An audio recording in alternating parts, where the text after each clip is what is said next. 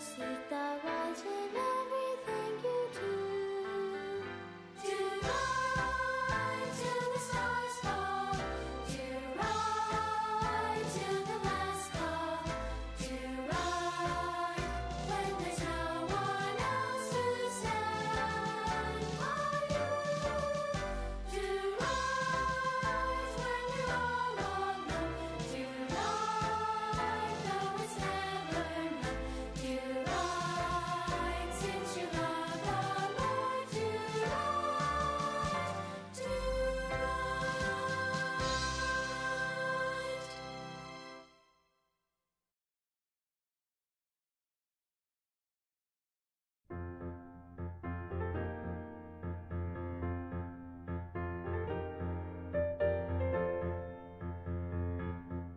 Immortal, invisible, God only wise, enlightened, accessible, hid from our eyes. Most blessed, most glorious, the Ancient of Days, Almighty, victorious, thy great name we praise. To all life thou givest, to both great and small. In all life thou livest, the true life of all. We blossom and flourish as leaves on the tree, and wither and perish, but not changeth thee.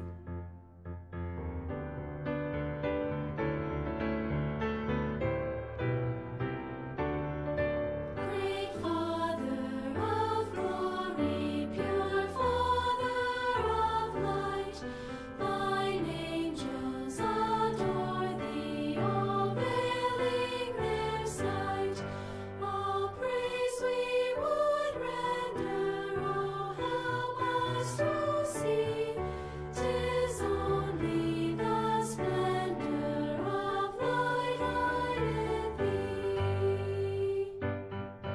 Almighty, victorious, thy great name we praise.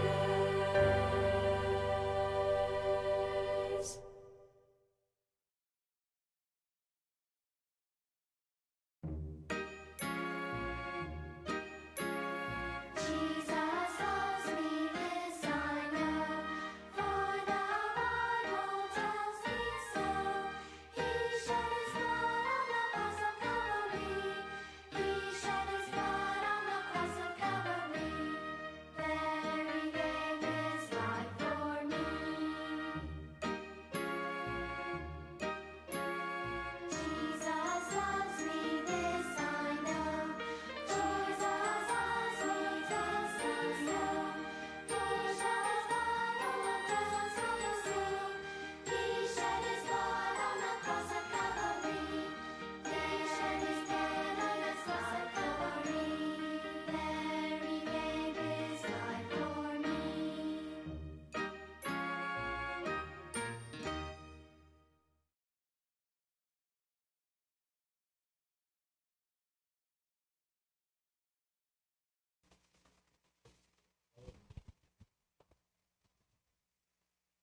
Amen. Good morning, good morning, good morning po sa lahat. Ngayon na naman po ay muli, lalo-lalo na po sa mga bata. Yan. Sa mga magulang po dyan, ang nakita ko pa lang po ay si Ma'am Heidi. Good morning po. Good morning po sa patuloy na. Ayun po pala, si Ma'am Myra. Good morning po. Yan, kila Denmar. At sino pa po? Yan. Sa mga bata ay gising-gising na. Yan, muli, meron na naman po tayo matutunan sa araw na ito. So, pray na po tayo. Let's pray. Dakilang Diyos, maraming po salamat, Panginoon, sa umaga na ito, sa araw na ito, dahil niyo po pinagkaloob niyo po sa amin, Panginoon. Salamat po sa pagkakataon muli na makapagturo kayo. Kayo ang pumango na sa aming devotion na lalo-lalo na po sa mga bata na nandiyan po yung may matutunan po sila. Ingatan niyo po ang buong araw na ito. Kayo po mauna, Panginoon, sa bawat isa. At doon din po yung patuloy na kagalingan, Panginoon, sa bawat may sakit, Panginoon. Maraming po salamat sa lahat. Patawad po ito madalay sa pangalan ni Jesus.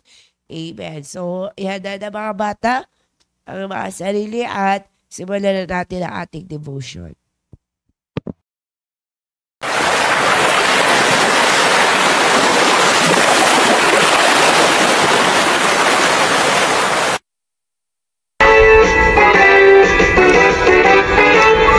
Genesis and Exodus, the first book to see. Leviticus and Numbers, Deuteronomy, Joshua, Judges, Ruth, First and Second Samuel, First and Second Kings, First and Second Chronicles, Ezra, Nehemiah, Esther, Job, and Psalms, Proverbs, Ecclesiastes, Song of Solomon, Isaiah, Jeremiah, Lamentations, Ruth, Ezekiel, and Daniel, Hosea, Joel, Amos, Obadiah, Jonah, Micah, Nahum, Habakkuk, Zephaniah, Haggai, Zechariah, and Malachi. Matthew, Mark, Luke, John, Acts, Romans, First and Second Corinthians, Galatians, Ephesians, Philippians, Colossians, First and Second Thessalonians, First Timothy, Second Timothy, Titus, Philemon, Hebrews, James, First Peter, Second Peter, First, Second, Third John, Jude, and Revelation.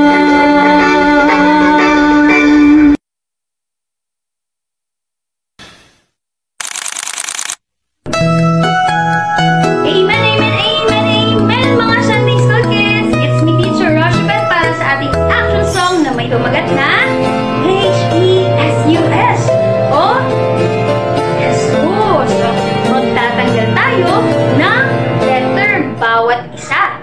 Okay? So, simulan na natin. Sanggol na binigay sa atin ni Jesus ang kanyang ngalan. H-E-S-U-S, H-E-S-U-S, H-E-S-U-S, Jesus ang kanyang ngalan. Sanggol na binigay sa atin ni Jesus ang kanyang ngalan. E-S-U-S, E-S-U-S, E-S-U-S, Jesus ang kanyang ngalan. Sanggol na binigay sa atin Jesus ang kanyang ngalan. S-U-S, S-U-S, S-U-S, Jesus ang kanyang ngalan. Sanggol na binigay sa atin Jesus ang kanyang ngalan. U-S, U-S, U-S, Jesus ang kanyang ngalan. Sanggol na binigay sa atin Jesus ang kanyang ngalan. S, S, S, Jesus ang kanyang ngalan.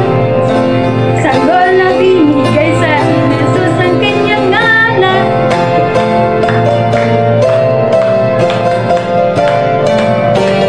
Jesus ang kanyang ngalan. Very good, mga Sunday School kids! Hello, Sunday School kids! Ako nga pala si Teacher Ayla, ang magpapaawit ngayon. Kaya naman mga bata, kayo ba ay excited na makinig ng panibagong kwento mula sa Biblia? Kung amen, tayo ngayon muna mga bata ay mag-aawitan para naman tayo ay magising at syempre ma-prepare ang ating puso't isipan para sa pakikinig mamaya sa ating kwento. Kaya naman mga bata, inaayayahan ko kayo na tumayo. Ayan, very good. Tayo tayo. Dahil tayo ay aawit at kayo mga bata, susundan o gagayahin ninyo ako, ang inyong teacher na magpapaawit sa inyo. Kaya naman mga bata, tayo na at umawit at ang pamagat ng ating awitin sa hapon na ito ay kaya naman mga bata, tayo na at umawit!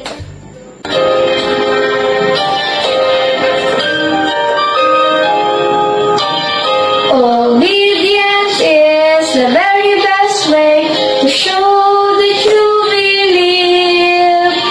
Doing exactly what the Lord commands, doing it happily. Action is the key, do it immediately. Joy you will receive.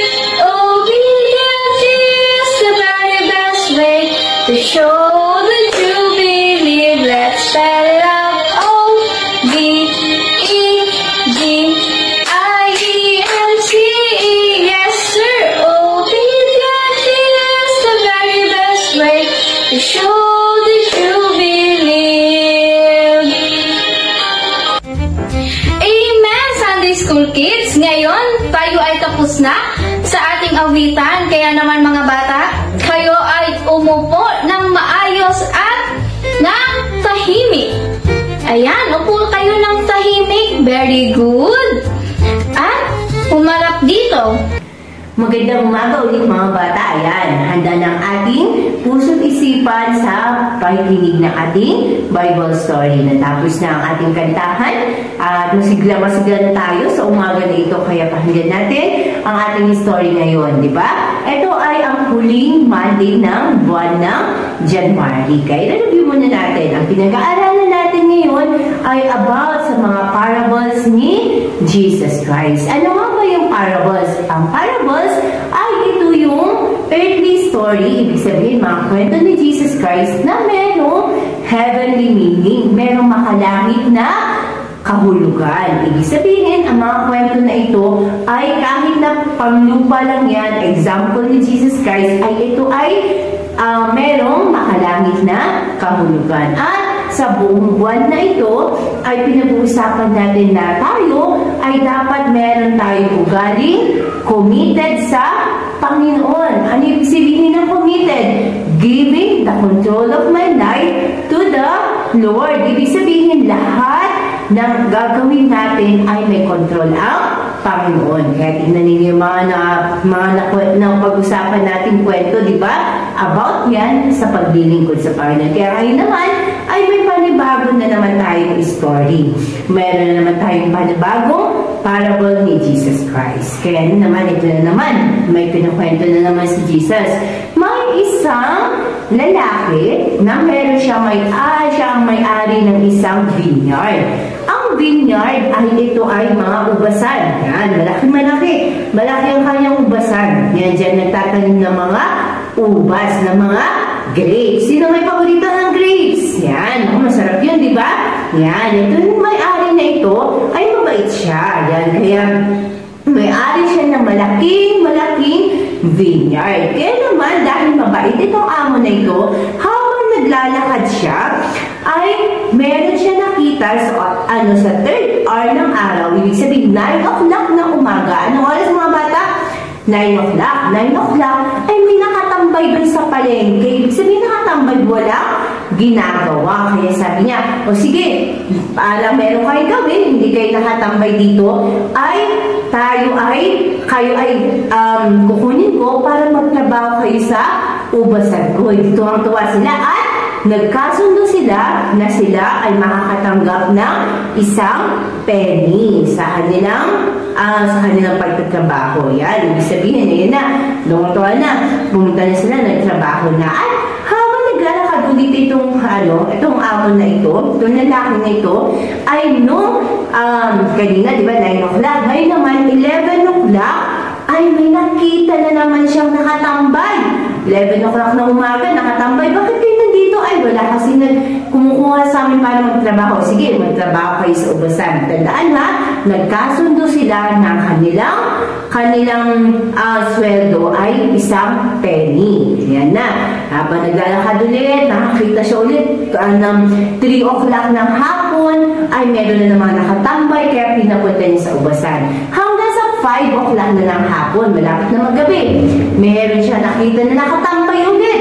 5 o'clock ng hapon, nakatambay tambay lang. Sige, pumunta kayo sa ubusan ko. Yan, kaya pagtrabaho kayo doon. Tapos yun, hindi pumunta na sa ubusan. Ngayon, 6 o'clock na ng gabi, kailangan na nilang umuwi. Kaya tinawag ng lalaki, ng amo, tinawag nila lahat ng lahat ng mga nagtrabaho sa kanya. Mula nung 9 o'clock na umaga hanggang nung 5 o'clock na hapon. Pero tandaan mga bata, ano yung pinagkasundo nila na sweldo?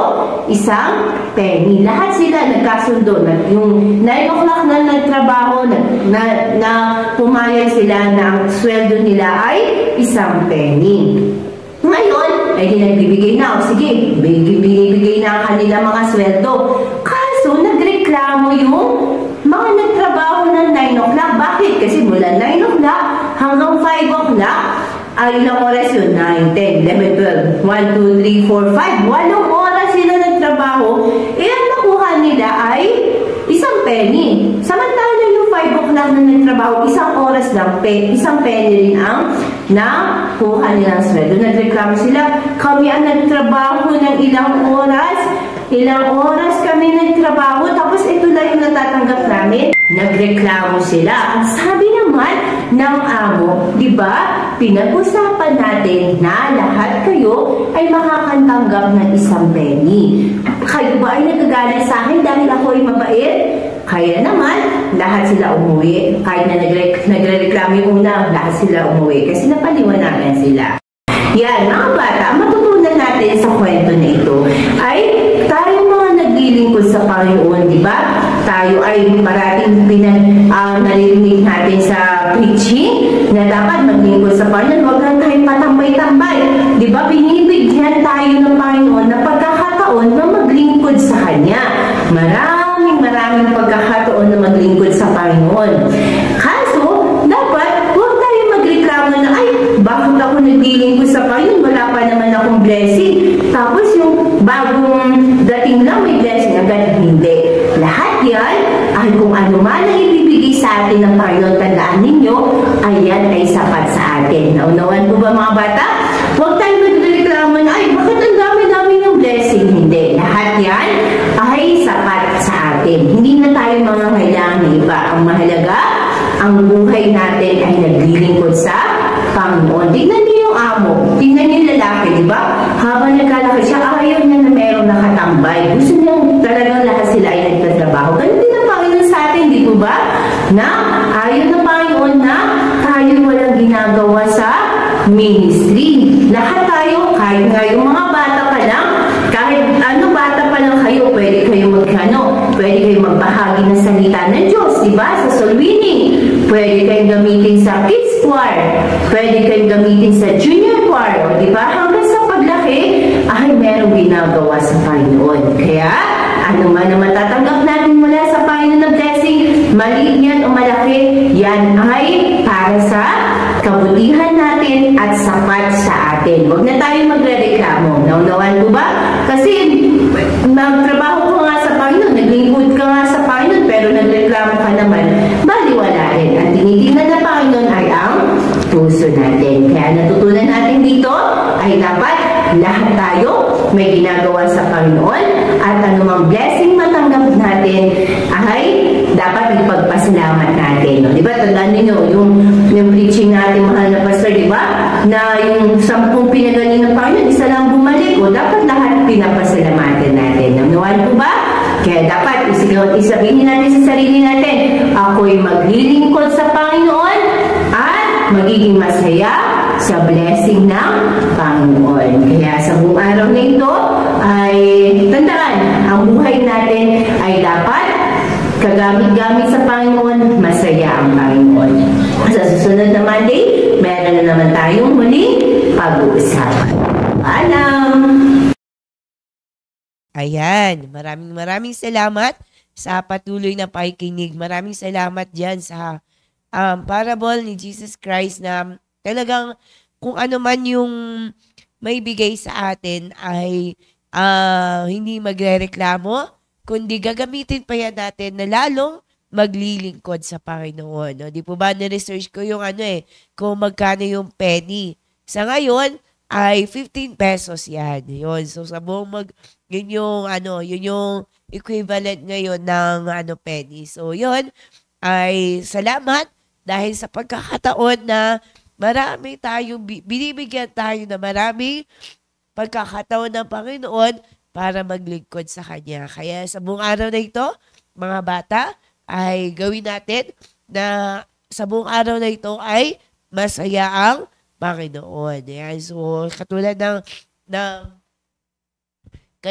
ating ng character natin na committed, dapat lahat ng ating ginagawa ay may control ang Panginoon ko. So, tandaan ang ating kwento na buhay natin ay dapat kagamit-gamit sa Panginoon.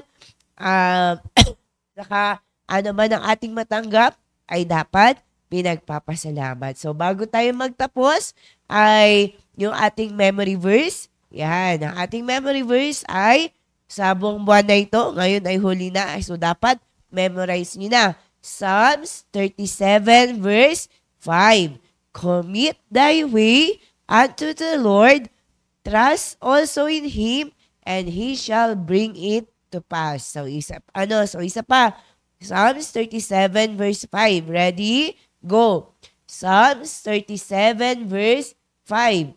Commit thy way unto the Lord, trust also in Him, and He shall bring it to pass. So, ibig sabihin, lahat ng ating gagawin ay i-commit natin sa Panginoon, ibigay sa Panginoon, at huwag kakalimutan, magtiwala. At lahat yan ay ibibigay ng Panginoon. So, maraming salamat po, lalo na po sa mga magulang na nandyan po na nanonood. And good morning po, Ma'am Apple, Sir Ariel, Ma'am Heidi, Ma'am Myra, maraming po salamat sa patuloy na pakikinig. So, sa buong araw na ito, ay patuloy na dyan po yung magiging masaya ang Panginoon sa atin. So, let's pray na po. Closing prayer na po tayo.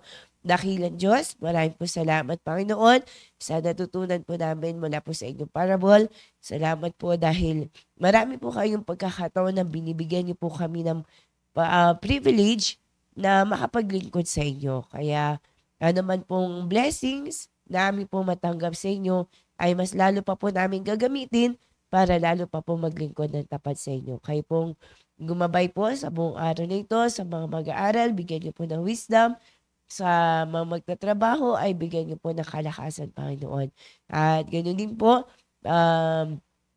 kayo rin po patuloy na magkaloob ng mga kaluluwang mababahagian. Maraming po salamat sa lahat at patawad po sa nagawang kasalanan ito po nalangin sa pangalan ni Jesus.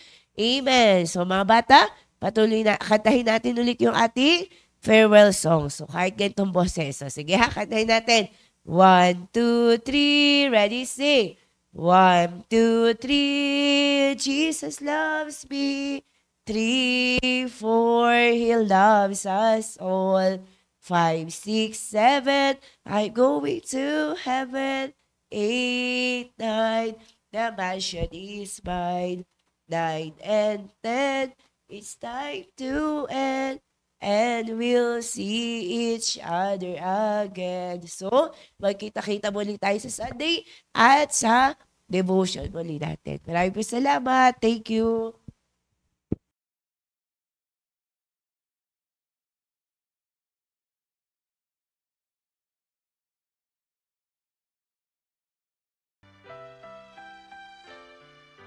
From the very start, have purpose in your heart to do what's right and never question why.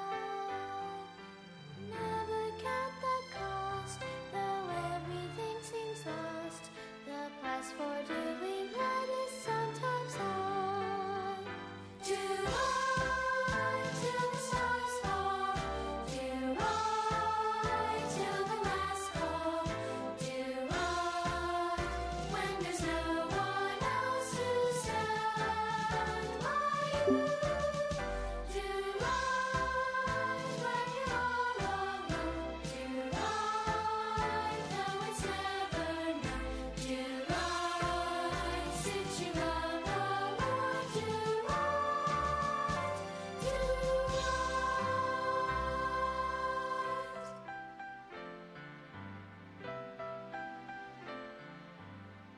'tis always right.